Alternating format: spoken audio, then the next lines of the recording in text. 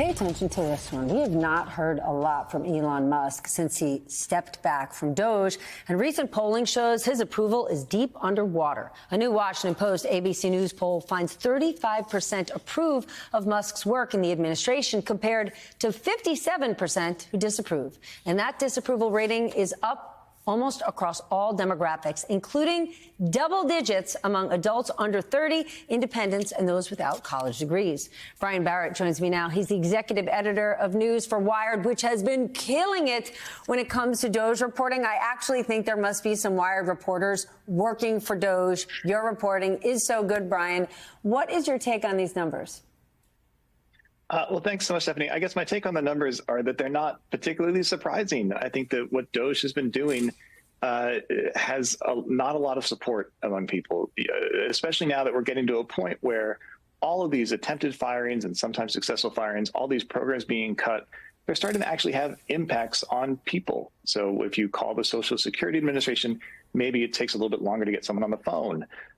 Maybe there's fewer people helping out with healthcare where you are. Maybe you've seen the headlines about how all of this money that was going to go towards cancer research is now being taken away. So I think it's not surprising that it's only gotten worse in terms of his disapproval rating. And I think it's going to continue as these effects continue to knock on. I think we're going to be feeling them for quite some time still. But he's not one to shy away from the spotlight. So what do you read into that? Because Doge is not going away. Even if he leaves D.C., the Doge infrastructure, his teams and their work, they're still working. That's the thing. I think his statement was interesting. It was clearly, trying to mollify Tesla investors. But even then, he said he would spend a day or two per week in Washington, which is still a lot of time for a guy who is running so many companies on the side. But to say that he weren't involved with Doge at all, you're exactly right. You've got people from SpaceX, X, Tesla, the Boring Company. You've got all of these people who have worked with Musk in the past, are close to him, who are still running the show. They're still calling the shots at agencies that are in charge of procurement, in charge of what buildings the government owns, in charge of HR operations for the government. All of these have sort of been populated by Elon Musk loyalists. So whether he's there or not, they're all still going to be working towards the things that he has set out that he wants to do. You wrote something alarming where you said that the project has now entered a new phase and it is all about the data. What do you mean by that? Because we don't know the kind of data he's collected, how much, and what he's doing with it. So what we've started to see in our reporting in the last week or two is that, obviously there was a lot of stuff early in the Doge project about how they wanted access to all these systems. And there was a sense that it was this sort of big amorphous data grab. Who knows what they're going to do with it? There's still a little bit of that feeling.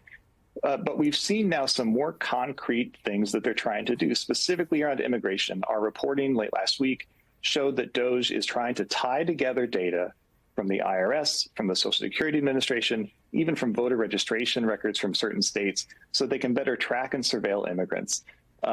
This is happening in real time. And these are data sets that are typically kept apart, even within the IRS.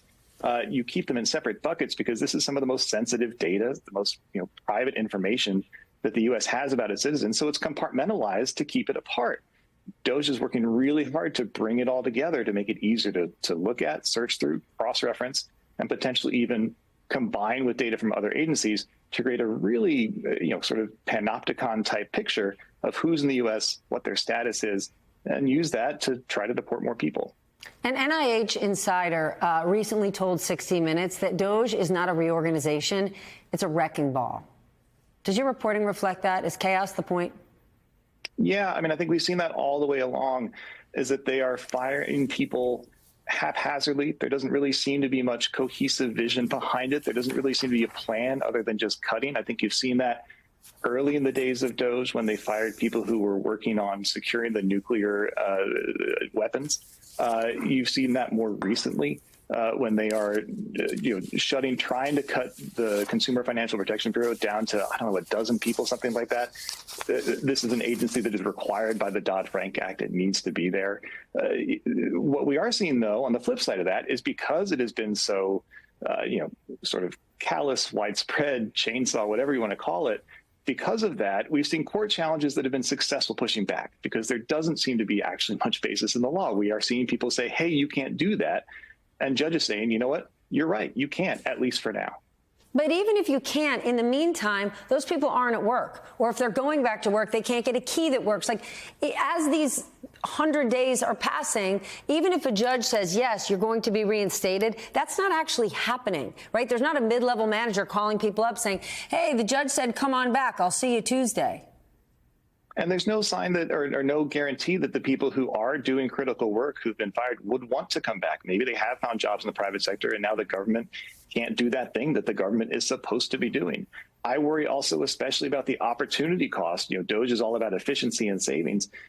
You lose a lot when you cut off lines of research, scientific research, that makes the U.S. a leader in things like, as we said before, cancer prevention, cancer cures, in AI and other areas that are really important to the U.S. And to public health. Once you start ending those studies and pulling funding from those scientists, it's not like you can spin that right back up again. That's potentially decades to get back into the sort of rhythm that we're in. It's going to be a long-term ripple effect, even if you were to try to say everything, put everything back together right now. You know, the egg's already cracked. It's funny that you say cancer research. Last week, I was with the head of a cancer research hospital in New York, and he said in his 40 years of being a physician, the United States has been light years ahead of every other country when it comes to medical research, specifically in cancer.